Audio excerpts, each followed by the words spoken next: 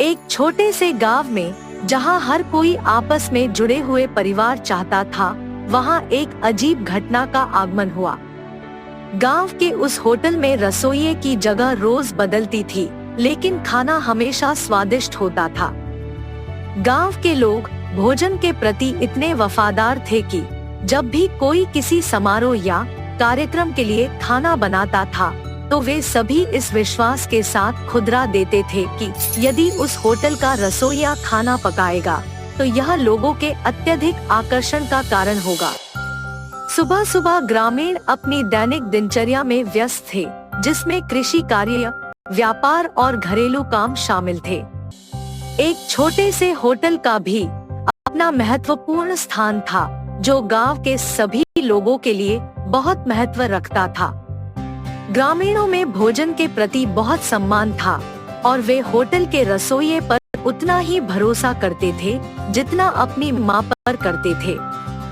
बावर्ची हमेशा नए और खास तरीके से खाना पकाने की कोशिश करते थे और वह हमेशा स्वादिष्ट और लाजवाब खाना बनाते थे। गांव के लोग उनके खाने के इतने दीवाने थे कि किसी भी महत्वपूर्ण कार्यक्रम के लिए वे इसे ही चुनते थे। एक दिन सुबह गांव में एक महत्वपूर्ण सभा का आयोजन किया गया, जिसमें विभिन्न गांवों से लोग भाग लेने आए। सभा के आयोजन के लिए रसोइये को भी चुना गया। बैठक की दिनचर्या योजना से भरी थी और बैठक में आए लोग रसोइया द्वारा बनाए गए भोजन का स्वाद लेने के लिए उत्सुक थे। सभा शुरू हो गई और लोग भोजन का आनंद लेने लगे। भोजन की मिठास, विविधता और विशिष्टता ने सभी को आकर्षित किया और वे सभी खुश थे कि वे बावर्ची के भोजन का स्वाद ले रहे थे। लेकिन यह सब कुछ एक अद्वितीय चीज के पीछे छिपी हुई थी। बावर्ची का असली नाम नहीं था, बल्कि वह एक बुद्धिमान बंदर था जो मानव बुनाई के कपड़ों में विद्यमान था। वह बंदर बहुत ही बुद्धिमान और आलसी था। उसे लगता था कि मनुष्यों के खाने में सिर्फ वही आसक्त हो सकता है जो स्वादिष्ट हो। इसी विचार से उसने मानव बुनाई के कपड़ों में बदलकर खुद को होटल के बावर्ची के रूप में दिखाने का निर्णय लिया।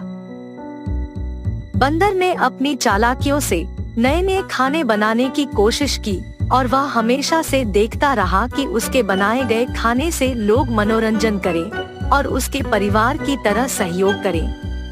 दिन रात की मेहनत के बाद उसकी चालाकियां कामयाब हो गई और उसकी खाने की विशेषता ने गांव के लोगों का दिल जीत लिया। उसके खाने से सभी अत्यधिक प्रसन्न थे और उसे सभी की सराहना मिल रही थी। लेकिन किसी को नहीं पता था कि रसोइये के पीछे एक बंदर का हाथ है। इस अद्भुत योजना के पीछे बंदर की एक विशेष वजह थी। परिवार के अपार स्नेह के बावजूद उनका परिवार उनके साथ नहीं था। बंदर के पारिवारिक पिता की एक दिन गांव वालों ने हत्या कर दी, क्योंकि उसने किसी कारण से गांव के एक बच्चे की जान बचाने की कोशिश की थी। बंदर को गांव के लोगों द्वारा दिखाए गए स्नेह के बारे में तब पता चला जब वह अपने परिवार की मृत्यु का दुहक मना रहा था। बंदर को यह विश्वास हो गया कि आदमियों के स्नेह भावना और सहानुभूति के पीछे एक महत्वपूर्ण कारण होता है और वह भी उनकी मदद कर सकता है। उसने यह सोचकर उनकी मदद करने का निर्णय लिया कि वह गांव के लोगों के लिए खाना बनाने में मदद करेगा। सभा के आयोजन के दिन बंदर ने फिर से एक अद्वितीय और स्वादिष्ट खाने की मिश्रण विधि तैयार की, जिससे लोग बिल्कुल ही मोहित हो गए। जब लोग उसके बनाए गए खाने का स्वाद लेने लगे, तो बंदर ने आत्मविश्वास से भरपूर होकर उन्हें बताया कि वह खुद बंदर है और उसने मानव बनाई की बुनाई में खुद को छिपाया है। लोगों को पहले थोड़ी उलझन हुई, लेकिन उन्होंने बंदर की बातों को सुनकर उसकी बुद्धिमत्ता और साहस को समझा और उन्होंने उसे सराहा कि वह उनके लिए इतना साहसी कदम उठाया। लोगों ने उसके समर्थन में मिलकर खड़ा होने का निर्णय लिया और उन्होंने बंदर को उनकी मदद करने के लिए प्रोत्साहित किया। एक गांव में प्रेमजी तिवारी नाम का एक बहुत ही बढ़िया बावर्ची रहा करता था। वो जिस गांव में रहता था उसी गांव के एक ढाबे में वो खाना पकाता और जिंदगी गुजारता। प्रेमजी तिवारी के माँ बाप तो नहीं थे, पर एक बहन और एक भाई था। बहन की शादी करवाने के लिए और भाई को अच्छे से पढ़ाने के लिए वो बेचारा दिन रात कष्ट किया करता था। प्रेम जी के बनाए हुए सारे पकवान कई सालों से बच्चे, बूढ़े, गांव के बाकी सारे लोग बड़ा मजा लेके खाया करते थे। इसकी वजह से वो जिस ढाबे में काम करता था उस ढाबे का नाम अच्छा हुआ और कमाई भी बढ़ गई।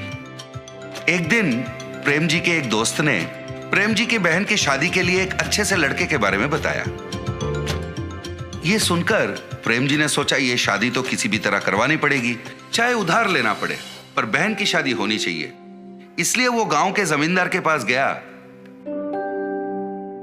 और सूद पर रुपए लेके उसने शादी करवा दी। अपनी बहन की शादी में प्रेम जी ने खुद अपने हाथों से बढ़िया खाना बनाया था। सारे अतिथिगण खाना खा के मुग्ध हो गए। अरे वाह प्रेम जी, तुम्हारे हाथों में तो जादू है भैया। खाना तो तुमने बढ़िया पकाया है भाई। उसी शादी में लड़कों की तरफ से रामलाल नाम का एक आदमी आया था। खाना खा के उसे बहुत पसंद आया तो उसने कहा, प्रेम जी भाई, लंदन में मेरा एक रेस्टोरेंट है, क्या तुम लंदन आके मेरे रेस्टोरेंट में कुक के काम करोगे? ये सुनकर प्रेम जी भाई को याद आया कि उसके भाई को पढ़ाना है, उसका कुछ उधारी भी है। इन सबको छोड़ के लंदन जाना उसके लिए नामुमकिन था, तो उसने इस मौके को जाने दिया। दिन गुजरने लगे, उधार का भार बढ़ने लगा और पूरी तनख्वाह तो ब्याज भरने में निकल जाती थी। भाई को पढ़ाने के पैसे कम पड़ने लगे, घर चलाने में भी दिक्कत होने लगा। तो प्रेम जी भाई इन बातों को लेके मन कचोट के रह जाते थे। इस तरह महीने बीतने लगे, पर प्रेम जी भाई का आमदनी नहीं बढ़ रहा था। फिर एक दिन प्रेम जी भाई उदास बैठ के उपाय के बारे में सोच रहे थे। उसे लंदन से आए हुए रामलाल के बातें याद आए। अरे उसने तो मुझे रेस्टोरेंट में काम करने का मौका दिया था, ये बात मैं कैसे भूल गया। ये सोचकर वो रामलाल से मिलने चला। अरे प्रेम जी, आप इस तरफ?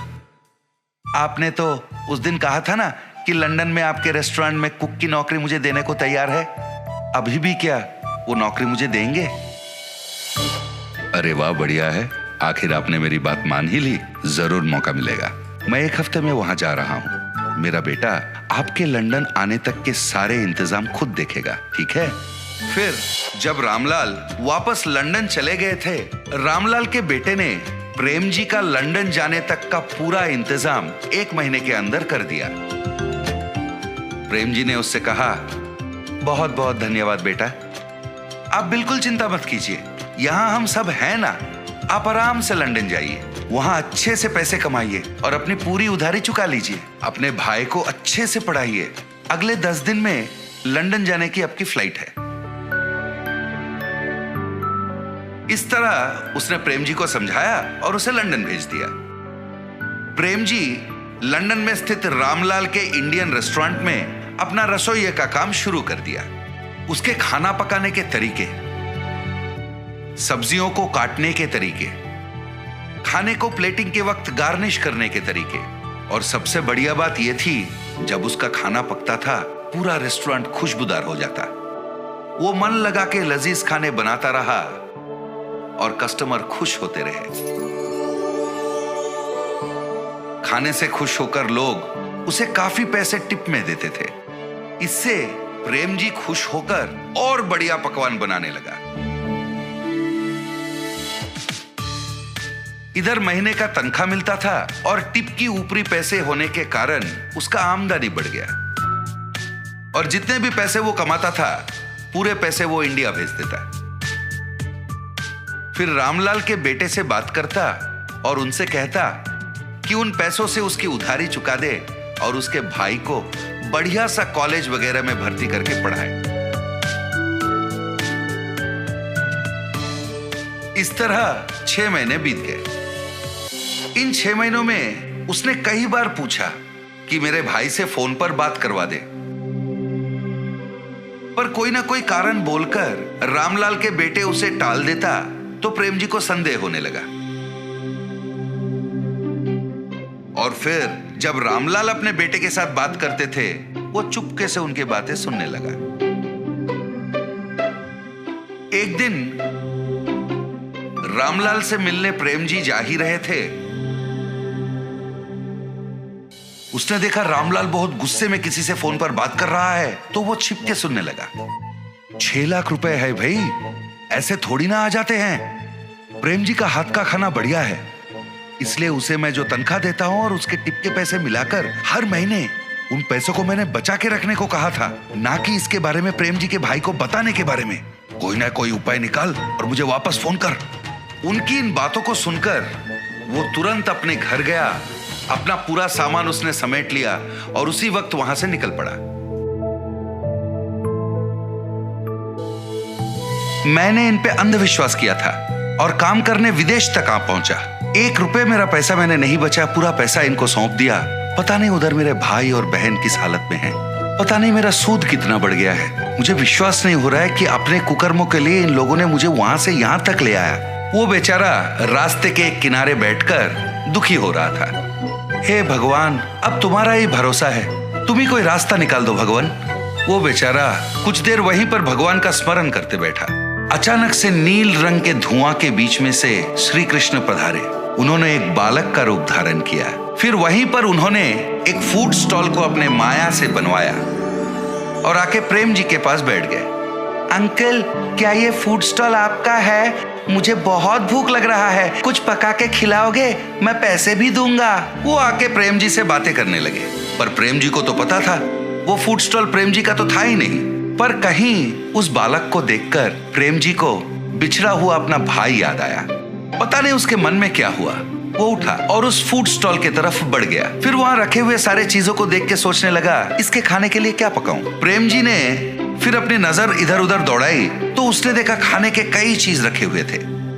अरे पता नहीं ये फूड स्टॉल है किसका? इतने सारे खाने की चीजों को यहाँ छोड़ के कहाँ चले गए? वो सोच में पड़ गया। इस तरह अचंभित होकर वो सोच रहा था, वहां खाना खाने दूसरे कस्टमर भी आना शुरू हो गए। प्रेम जी ने उस बालक के लिए बड़े प्यार से खाना पकाया। फिर वो बालक को ढूंढने लगा और वो बालक उसे दिखा नहीं। और इधर वहां बैठे जो बाकी कस्टमर थे वो सारे फूड फूड फूड कहकर प्रेम जी को पुकारने लगे, तो प्रेम जी उनके लिए खाना बनाने में मगन हो गए। इस तरह बिना कुछ सोचे समझे ही प्रेम जी के जीवन में एक नया मोड़ आ गया था। इसके अलावा वो फूड स्टॉल मेरा है कहने वाला कोई आगे ही नहीं आया। तो प्रेम जी ने सोचा शायद ये भगवान की मर्जी है और उन्होंने ही उसे यहाँ भेजा है। वो अपना काम में व्यस्त हो गया। रामलाल को प्रेम जी के फूड स्टॉल के बारे में पता चला तो उसे रोकने वो खुद आ पहुंचे, पर उसे पता नहीं था ये स्वयं भगवान की देन है। वो उसे कहां रोक पाता। इतना ही नहीं, उसका खुद का धंधा ठप होने वाला था और उसका दिवालिया निकलने वाला था। फिर प्रेम जी ने अपने कमाए हुए पैसों को जमा किया और एक विदेशी के सहायता से उसने अपने भाई को लंदन बुला लिया। वो अपने भाई को लंदन में पढ़ाने लगा, अपनी उधारी भी चुका दी और फिर अपनी जिंदगी को वो आराम से खाना पकाते हुए जीने लगा।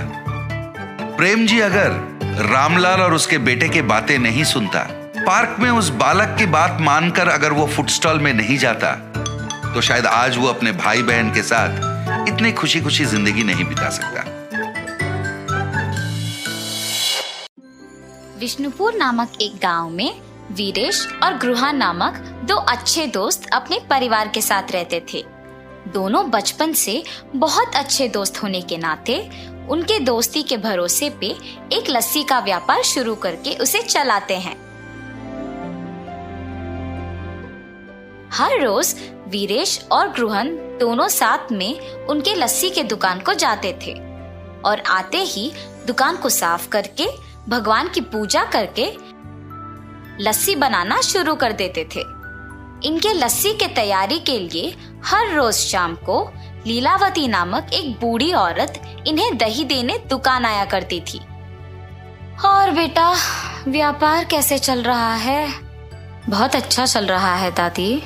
आपकी इतनी उम्र आने के बाद भी इतना काम करने की क्या जरूरत है दादी? मेरी तो सिर्फ उम्र बढ़ रही है बेटा, शरीर का ताकत तो अब भी जवान है। ऐसे ही दही देने आके उनके साथ थोड़ा बातचीत करके हंस के चली जाती थी। गृहन और वीरेश को भी उनके बारे में अच्छे विचार थे। एक दिन जब लीलावती हर रोज की तरह दुकान को दही देने आई, तो उसने देखा कि वहां वीरेश नहीं था। समय देख के, बेटा गृहन, लगता है वीरेश दुकान में नहीं है। जी दादी, नहीं है। क्यों, क्या बात है? इस वीरेश के साथ काम करके क्या ही कमा लोगे तुम? मैं जब भी देखती हूँ सिर्फ तुम सारे काम करते हो, और वो वीरेश तो सिर्फ तुम्हें लस्सी के मटके देते रहता है। ज्यादा काम करने वाले को ही ज्यादा लाभ मिलना चाहिए। ये बात मैं तुम्हें बहुत दिनों से बताने की सोच रही थी। नहीं दादी, आपको जरूर कुछ गलतफहमी हो गई है। मुझे तो वीरेश ने ही लस्सी बनाना सिखाया। उसके काम ना करने का सवाल ही नहीं उठता। आप दुकान आते तो हैं, पर 10 मिनट से ज्यादा कभी नहीं रहती है। इसीलिए आप वीरेश के वास्तविकता से अनजान हैं। ठीक है, तुम्हारी मर्जी बेटा। मुझे जो कहना था मैंने कह दिया। चलो अब मैं निकलती हूँ। और जाते वक्त मन ही मन पछताती है कि उसे ये सब गृहन से कहना ही नहीं था। अगले दिन जब दही देने वापस उनके दुकान जाती है, तो गृहन के ना होने का मौका देख वीरेश को भी वही बताती है जो पिछले दिन गृहन को बताया था। गृहन उसकी बातों की विश्वास करता है, मगर नजरअंदाज कर देता है और यही कहता है कि शायद उसने गृहन को सही तरह से नहीं समझा होगा। लेकिन वीरेश लीलावती के बातों से प्रभावित होकर गृहन पे उसके विचार बदल देता है। अब ये दोनों तो अलग दुकान खोलेंगे और मुझे ज्यादा दही बेचने को मिलेगा। वीरेश लीलावती के कहे बातों को जाके अपनी पत्नी को बताता है। आप कुछ मत सोचिए, मेरी बात सुनकर एक और लस्सी का दुकान खोल दीजिए बस। पर गृहन को क्या बोलूं? यही बोलिए कि जीवन में आगे बढ़ने के लिए ना अलग अलग व्यापार करना बहुत जरूरी है। पत्नी के प्रेरित करने पर वीरेश गृहन को एक नई लस्सी की दुकान खोलने की बात कह देता है और निवेश के पैसे गृहन से वापस ले लेता है। वीरेश के काम में और निर्णय में रुकावट ना बने, इसीलिए गृहन उसे कुछ नहीं कह पाता और वीरेश के दूर होने पर बहुत दुख होता है। गृहन को दुखी होते देख उसकी पत्नी, आपको ऐसे दुखी देख मुझे अच्छा नहीं लग रहा है जी। आपको अपने मन को ये कह के संभालना होगा कि वीरेश जी की स्थितियों ने शायद उन्हें ऐसे करने पर मजबूर किया होगा। वही तो मुझसे नहीं हो पा रहा, और ऐसे अशांत मन से आप क्या ही व्यापार चलाएंगे। ठीक है, एक काम कीजिए, हमारे गांव में मेरे चाचा राधे नामक एक लस्सी दुकान चलाते हैं जो बहुत ही प्रसिद्ध है। वहाँ बहुत प्रकार के लस्सी बनते हैं। वहाँ जाके आप भी अलग प्रकार के लस्सी बनाना सीखिए। आपका ध्यान इस बात से हटेगा और व्यापार में भी वृद्धि होगा। सही बात है, वही करूँगा।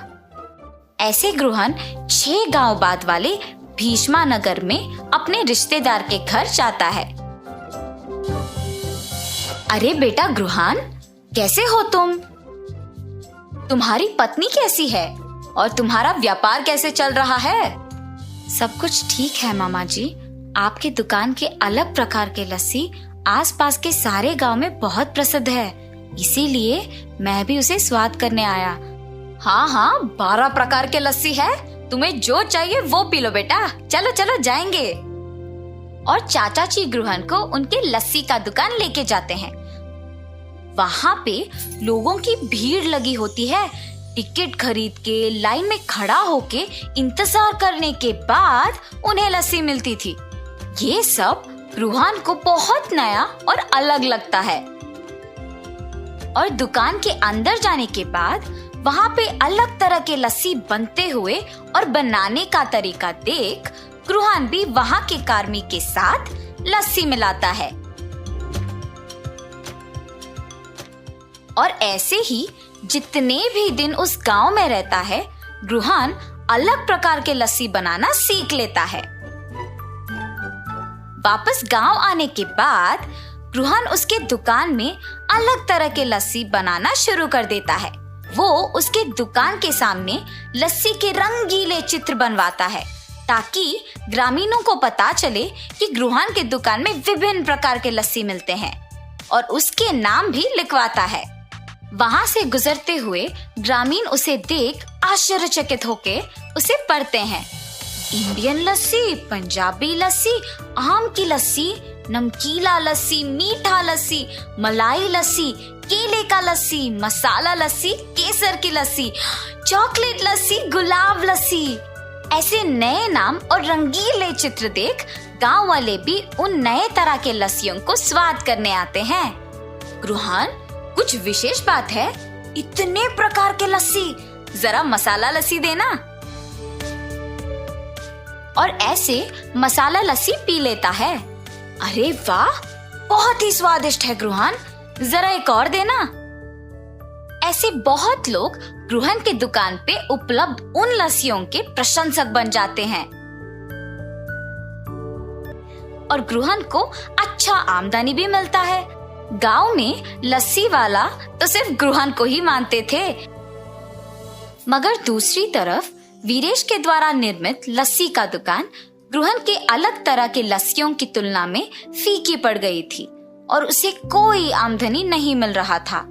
और ऐसे वीरेश को अपने गलती का एहसास होता है और वो वापस ग्रुहन को जाके पूछता है, क्या हम वापस साथ में व्यापार कर सकते हैं? और ग्रुहन बिना कुछ सोचे पूछे खुशी खुशी हाँ कर देता है। उसी समय लीलावती वहाँ दही देने आती है। ये क्या है ग्रुहन, तुम्हारे दुकान में वीरेश है? जिस व्यापार के लिए तुम्हें छोड़ दिया था, इसे तो वहाँ होना चाहिए ना। ये दुकान सिर्फ मेरा नहीं बल्कि वीरेश का भी है। तुम्हारे बातों से प्रभावित होके मैंने अपने बचपन के दोस्त को दुख पहुंचाया। अगर अगली बार मुझे पता लगा कि तुम ऐसे काम कर रही हो तो तुम्हारी उम्र की भी इज्जत नहीं करूंगा। वीरेश के बातें सुन के लीलावती डर के मारे वहां से चली जाती है और ग्रुहन वीरेश की बातों पे हंसता है। ऐसे वो बिछड़े हुए दोस्त वापस मिल जाते हैं और खुशी से अपना व्यापार चलाते हैं। इस कहानी का नैतिक क्या है बच्चों? दोस्ती में ये जरूरी नहीं होता है कि कितने साल से एक दूसरे को जानते हैं, मगर ये जरूरी होता है कि कितनी गहराई से एक दूसरे को पहचानते हैं और भरोसा करते हैं।